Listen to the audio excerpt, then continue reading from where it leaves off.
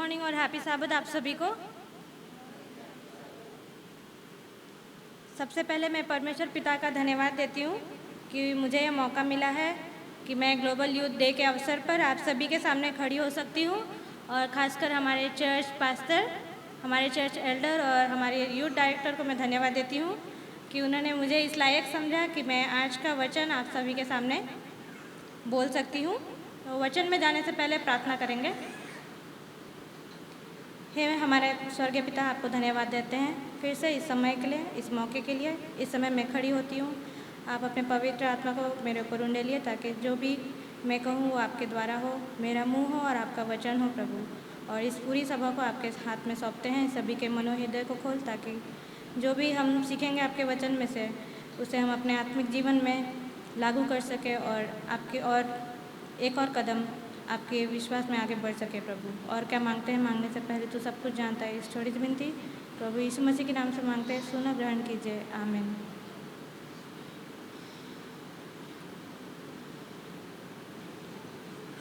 तो आप लोग पीछे बैनर देख सकते हैं। ग्लोबल यूथ डे का जो थीम है वो है show up in the cities, और हिंदी में अगर इसको ट्रांसलेट करेंगे तो हम कह सकते हैं कि शहरों में दिखना या शहरों में दिखो। और मुझे ऐसा लगता है कि बहुत ही अच्छा थीम चुना गया है इस बार ग्लोबल यूथ डे के लिए, क्योंकि आज जो समय है, जो हमारा एडवेंटिस्ट चर्च है, बहुत ही ज़रूरी है कि हम लोग को अपने एडवेंटिस्ट जो हमारा विश्वास है उसको लोगों में फैलाना, हमारे आसपास पड़ोसी, हमारे शहरों में हम एडवेंटिस्ट जो हैं, हम जो सच्चे मसीह हैं, हमारा दिखना क्या है, बहुत ही ज़्यादा ज़रूरी है।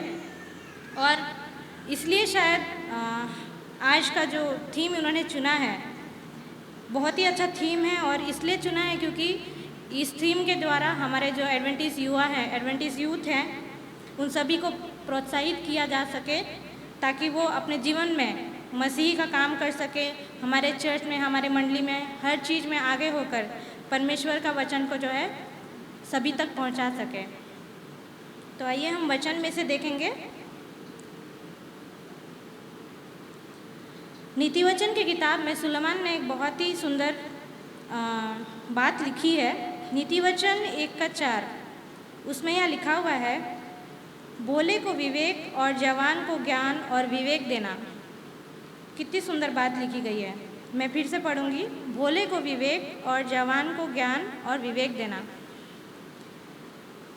अक्सर होता है कि जब हम युवाओं से बहुत ज़्यादा अपेक्षा कर रहे हैं, बहुत ज़्यादा हम उम्मीद करते हैं, तो हम लोग को लगता है कि युवा लोग कुछ नहीं करेंगे और इतना कोई ध्यान नहीं देता है। लेकिन यहाँ बाइबल में कहता है कि सुलेमान ऐसा नहीं सोचता है। वो सोचते हैं कि परमेश्वर के वचन को युवाओं को सिखाया जा सकता है, प्रशिक्षित किया जा सकता है ताकि वे बुद्धि, विवेक, ज्ञान और अपने मसीही जीवन में आगे बढ़ सके।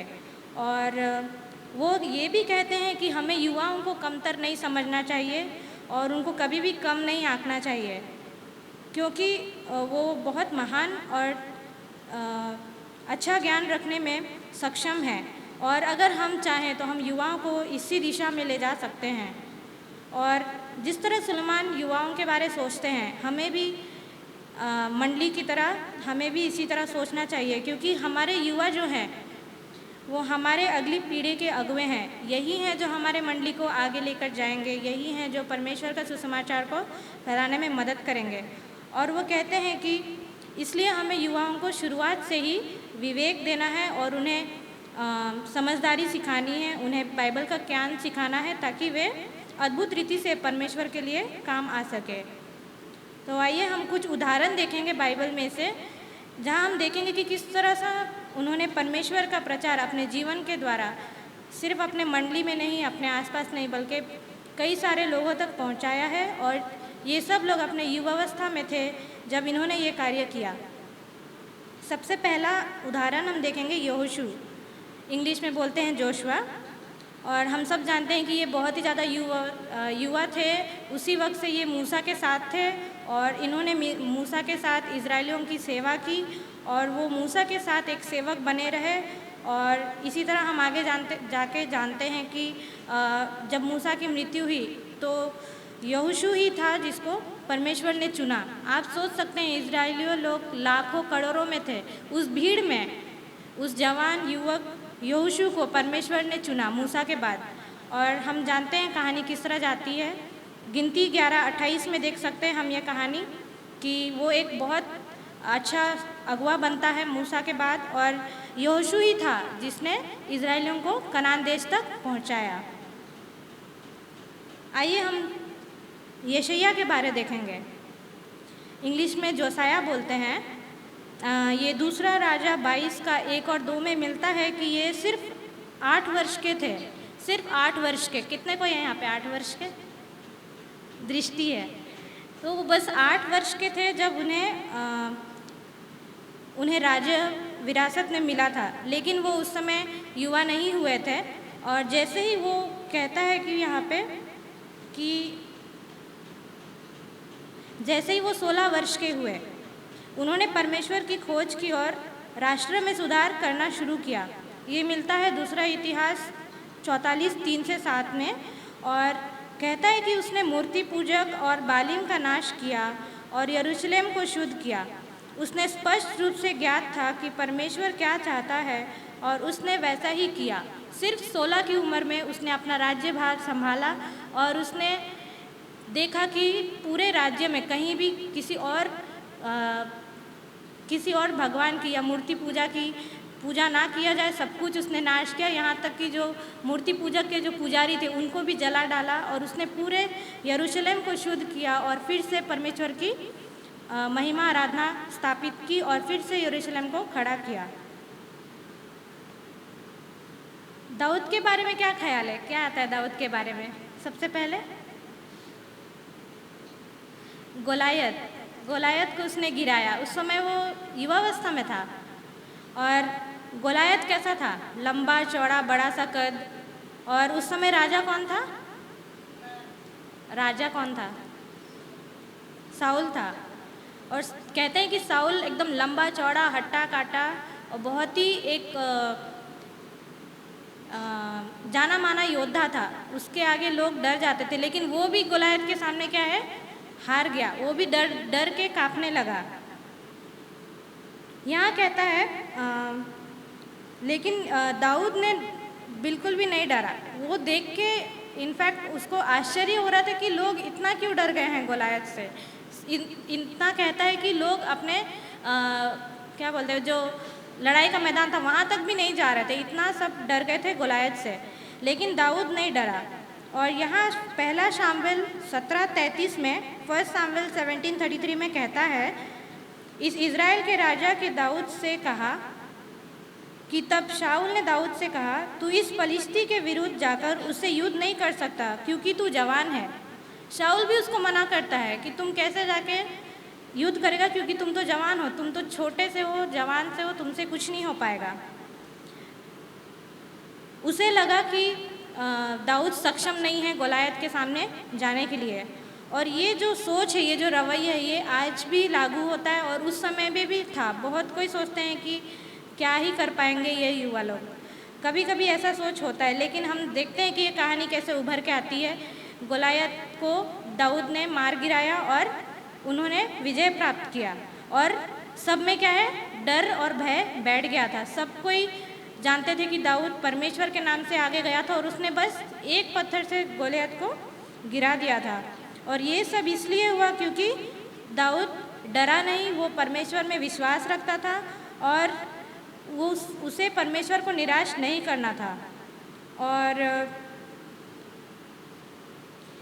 यहाँ ये भी कहता है पहला शामुएल 17:44 में, 1 शामुएल 17:44 में, जब पलिश्ती ने दृष्टि करके दाऊद को देखा तब उसे तुच्छ जाना क्योंकि वह अभी जवान था और सुर्ख और सुंदर रूप वाला था।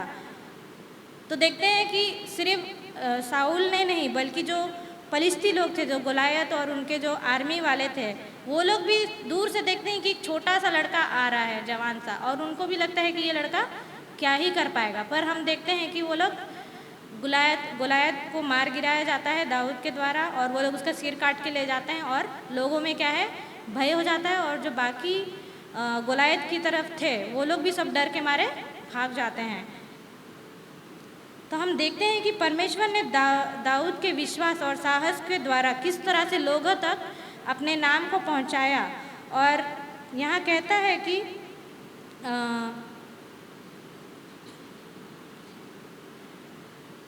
दाऊद अगर गोलियत के खिलाफ नहीं खड़ा होता, आपको क्या लगता है उस समय क्या होता? इजरायली हार जाते। और इजरायलियों का जो इतिहास है, हम जो इतना बाइबल में हम पढ़ते हैं, हम हमेशा याद करते हैं कि किस तरह से परमेश्वर ने दाऊद के द्वारा अगुवाई की। ये सब होता ही नहीं। तो ये सब इसलिए था क्योंकि दाऊद ने साहस दिखाया, विश्वास दिखाया और उसने डरा नहीं और उसने ये चुनौती स्वीकार किया। वो भी कोई बड़ा व्यक्ति नहीं था, साधारण सा बालक था, साधारण सा युवक था, पर उसे ये गवारा नहीं था कि परमेश्वर के लोग क्या है हार रहे हैं। और वो इसी विश्वास में आगे गया और उसने गोलायत को है मार गिराया। तो हमारे युवाओं के लिए भी ये बहुत अच्छा सबक है कि किस तरह दाऊद ने खड़ा हुआ, अकेले खड़ा हुआ, उसके साथ कोई गया भी नहीं बोलते हैं। और सब इतने डरे हुए थे। कभी कभी ऐसा मौके आ सकते हैं कि जब हमें अकेला खड़ा होना हो सकता है, जब हमारा कोई साथ नहीं देगा। हमें डरना नहीं है, हमें भी दृढ़ रहना है, साहस दिखाना है, अपने विश्वास में बने रहना है। और हम इसी तरह जिस तरह दाऊद आगे बढ़कर गया, उसी तरह अगर हम भी आगे बढ़ते जाए तो हम भी एक बहुत अच्छा काम कर सकते हैं परमेश्वर के लिए। हमें भी अपने युवाओं को परमेश्वर के वचन की खोज करने की और ईश्वर की पूर्ण सलाह का अध्ययन करने के लिए प्रोत्साहित करना चाहिए। और हम जानते हैं कि बाइबल कितनी शक्तिशाली है, वो किसी का भी मन जीत सकती है, किसी को भी अगुवाई कर सकती है। हमें हमारे युवाओं को बाइबल पढ़ने में और परमेश्वर के वचन में चलने के लिए सिखाना है। और ये सब हमारे युवाओं के ऊपर है कि वो आगे किस तरह से लेकर जाना चाहते हैं। लेकिन यहाँ कहता है कि डेविड को दाऊद को किसी ने भी प्रेरित नहीं किया, किसी ने नहीं बोला कि तुम जाके लड़ो, लेकिन ये उसकी खुद की इच्छा थी, खुद का विश्वास था कि उसने खुद से फैसला लिया और वो उसने आगे जाकर गोलायत को मार गिराया, क्योंकि वो परमेश्वर का भय मानता था और उसने परमेश्वर ने ही उसे प्रेरित किया और वो उसने विजय पाया। इसी तरह अगर हम आगे बढ़ना चाहते हैं तो हमें भी बकवास, आलस्य और उदासीनता और विद्रोह की बातों से अलग होना है और वचन में ध्यान देना है, तभी हम आगे बढ़ सकते हैं और इस लायक बन सकते हैं कि हम परमेश्वर के वचन को दूसरों तक पहुंचा सकें। हम एक और उदाहरण देखेंगे। पहला तीमुथियुस 4:12 में तीमुथियुस को पौल ने लिखा, कोई तुम्हारी जवानी को तुच्छ न जाने, बल्कि वाणी, आचरण, प्रेम, विश्वास और पवित्रता में विश्वास करने वालों का उदाहरण बनो। कितनी सुंदर बात लिखी गई है। मैं फिर से पढ़ूंगी। कोई तुम्हारी जवानी को तुच्छ न जाने, बल्कि वाणी, आचरण, प्रेम, विश्वास और पवित्रता में विश्वास करने वालों का उदाहरण बनो। ये हम सभी युवाओं के लिए बहुत ही सुंदर बात है। इस बात को, इस वचन को हमें अपने जीवन में ज़रूर लागू करना चाहिए। और यहाँ कहता है कि वहाँ पे जो उस समय के लोग थे वो तीमुथियुस को सम्मान नहीं कर रहे थे, वो तीमुथियुस को तुच्छ जान रहे थे, क्योंकि वो बहुत ही छोटा था, बहुत ही युवा था, तो लोग उसे ध्यान नहीं दे रहे थे। लेकिन पौलुस उसे समझाता है और उसे साझा करता है कि तुम अपने जीवन के द्वारा, अपने धर्मनिष्ठ जीवन के द्वारा, अपने पवित्र जीवन के द्वारा, तुम जिस तरह से परमेश्वर के साथ चल रहे हो उसके द्वारा तुम अपना विश्वास लोगों के सामने रखो। और यहाँ कहता है कि पौलुस को एक और बात समझ में आई कि लोग अक्सर दूसरे लोगों को जो है बुद्धि के अनुसार जांचते हैं। वो बाहरी दिखावा पे भी जाते हैं और उनको लगता है कि बाहर से अगर कोई छोटा दिख रहा है, कोई बहुत युवा दिख रहा है, तो उन्हें लगता है कि ये कुछ नहीं कर सकता। लेकिन यहाँ कहता है कि तीमुथियुस ने अपने जीवन के द्वारा परमेश्वर की एक बहुत ही सुंदर उदाहरण रखा और वो कहता है कि विश्वास सबसे बढ़कर है, उम्र की सीमा नहीं है, बल्कि विश्वास ज़रूरी है। फिर हम एक और देखेंगे। यूसुफ की कहानी तो आप सभी को पता है। हम जानते हैं कि वो सिर्फ 17 वर्ष का था जब उसे उसके भाइयों ने क्या किया, बेच दिया उसके अपने भाइयों ने, सिर्फ 17 की उम्र में, और वो भी एक अनजान देश में। ये कहानी हमें मिलेगी उत्पत्ति 37 का 17 से 28, 37 17 to 28। और हम जानते हैं कि उस अनजान देश में भी यूसुफ ने परमेश्वर का साथ नहीं छोड़ा। वो परमेश्वर में विश्वास रखा था और वो परमेश्वर के विश्वास में दृढ़ बना रहा। उसे जेल भेजा गया, वो कितने साल जेल में था, फिर भी उसने परमेश्वर को हमेशा याद किया। वो चाहता तो परमेश्वर से मोड़ सकता था, है कि नहीं? हम भी आज ऐसे ही होता है, चर्च में कुछ हो गया, परिवार में कुछ हो गया, हमारे युवा लोग हम लोग मन मुटाव रख लेते हैं और हम परमेश्वर से मुंह मोड़ लेते हैं। लेकिन हमें ऐसा नहीं करना है। हमें यूसुफ की तरह परमेश्वर का साथ कभी नहीं छोड़ना है, परमेश्वर में बने रहना है। और हम जानते हैं कि किस तरह यूसुफ एक गवाही बना उस अनजान देश में। उसने सपनों का मतलब बताया परमेश्वर के प्रार्थना के द्वारा, और सभी कोई डर गए थे। सभी को समझने लगे थे कि यूसुफ का जो परमेश्वर है वो बहुत ही ज़्यादा शक्तिशाली है, क्योंकि जो वहाँ के जो ज्ञानी थे राजा के कारोबार में, वो लोग भी उस सपनों का मतलब नहीं बता पा रहे थे। और हम जानते हैं कि किस तरह यूसुफ इसी तरह आगे बढ़ता गया और वो राजा के नज़र में था। और हम जानते हैं कि उसे आगे चल के राजा के जस्ट जो करीब वाला जो ऑफिशियल पोस्ट था, जो सबसे ऊंचा पद था राजा के बाद, उसे वह दिया गया। और ये मिलता है उत्पत्ति 41 से हम देख सकते हैं। और बाइबल कहता है कि वो सिर्फ 30 वर्ष का था, सिर्फ 30 ईयर्स का था जब उसे वो ऊंचा पद दिया गया उस अनजान देश में। और सभी लोग जानते थे कि यूसुफ का परमेश्वर जो है बहुत ही ज़्यादा शक्तिशाली है, और यूसुफ के द्वारा उस पूरे देश में परमेश्वर का नाम जो है ऊपर उठा गया। और कहता है कि वो अगले 80 वर्ष तक उसने राज किया। तो वो 30 वर्ष का था और 80 वर्ष तक उसने राज किया, यानी कि टोटल 110 वर्ष। उसके बाद ही उसकी मृत्यु हुई। आप सोच सकते हैं 80 वर्ष तक परमेश्वर ने जिस तरह उसको आशीष दी, वो जिस तरह उस राज्य में उसने पूरा कारोबार संभाला, और साथ ही साथ उसने परमेश्वर का भी साथ नहीं छोड़ा। और हम देखते हैं कि परमेश्वर ने किस तरह उसे आशीष दी और ये शक्ति दी कि वो परमेश्वर के नाम को आगे लेकर जाए। जो भी कि वो देश मसीहियों का नहीं था, वो एक अनजान देश था जहाँ मसीह को कोई नहीं जानता था। लेकिन यूसुफ के द्वारा ये पूरे अनजान देश में वो है परमेश्वर के नाम का प्रचार हुआ। इसलिए हमारे युवाओं के लिए ये संदेश बिल्कुल स्पष्ट है। वही बनो जो परमेश्वर तुमसे चाहता है और वही करो। कभी भी निराश नहीं होना है, भले ही कोई आपसे उम्मीद करे ना करे, कोई आपके साथ चले ना चले, कभी आपको अकेला चढ़ना पड़े, लेकिन आपको हमेशा दृढ़ रहना है और साहस रखना है और परमेश्वर में मजबूत बनना है, उसके वचन को अध्ययन करना है और एक ऐसा व्यक्ति का उदाहरण बनना है जो परमेश्वर के वचन को जानता है और जो अपने निर्णय लेने में दृढ़ निर्णय और क्षमता रखता है।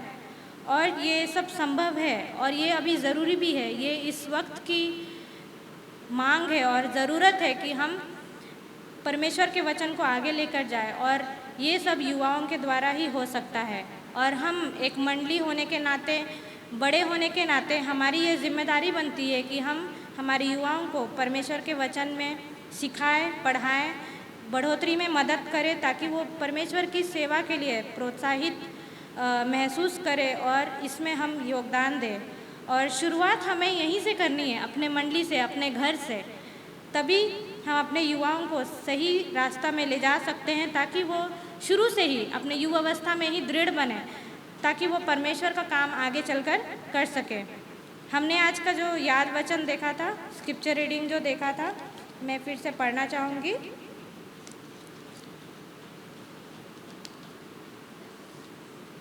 सबोपदेशक 12:1। अपनी जवानी के दिनों में अपने सृजनहार को स्मरण रख, इससे पहले कि विपत्ति के दिन और वे वर्ष आए जिनमें तू कहे कि मेरा मन इनमें नहीं लगता। कितनी सुंदर बात लिखी गई है। हम जब बूढ़े हो जाएंगे तब आप लोग कुछ कर पाएंगे? नहीं कर पाएंगे। बाइबल भी कहती है कि जब आप जवान हैं, जब आप युवावस्था में हैं, परमेश्वर को याद रखें, परमेश्वर के साथ चले, परमेश्वर के लिए आगे बढ़े और उनके सुसमाचार को पहुंचाए सभी तक। और हम सभी इसमें योगदान दें, प्रोत्साहित करें और हमें यह जिम्मेदारी लेनी है, हम युवाओं को भी खुद से यह जिम्मेदारी लेनी है कि हम परमेश्वर के वचन में अध्ययन करें, अपने आप को दृढ़ करें ताकि हम परमेश्वर का वचन को दूसरों तक पहुंचा सकें। और हम जानते हैं कि और एक उदाहरण है, खुद यीशु मसीह ही इतना बड़ा उदाहरण है। वो 12 साल की उम्र में मंदिर में बैठकर लोगों से वचन के बारे में अध्ययन करते, वचन के बारे में बताते। लोग बात करने लगे थे कि ये कौन है जो सिर्फ 12 साल का लड़का इतना बड़ी बड़ी बातें कर रहा है। और वो जब अपने युवावस्था में थे उन्होंने प्रचार का काम किया और उन्होंने परमेश्वर का जो इच्छा था उसको पूरा किया। तो आज हम सभी की भी यही जिम्मेदारी है, हम सारे युवाओं की, कि हम परमेश्वर जो चाहता है कि उसके वचन कोने कोने तक पहुंचाया जा सके, हम भी यही करें ताकि परमेश्वर का आना जल्द हो सके। और मेरी यही प्रार्थना है कि परमेश्वर की अनुग्रह ऐसे युवाओं को तैयार करे जो उनका काम करने में इच्छुक हों, तभी यह संभव होगा। और हमारे युवा इतने सक्षम बनेंगे ताकि अपने पड़ोस में, अपने मंडली में, अपने गांव में, अपने शहर में यीशु का सुसमाचार को बता सकते हैं और दिखा सकते हैं। परमेश्वर इस वचन पर आशीष देवे। आमीन।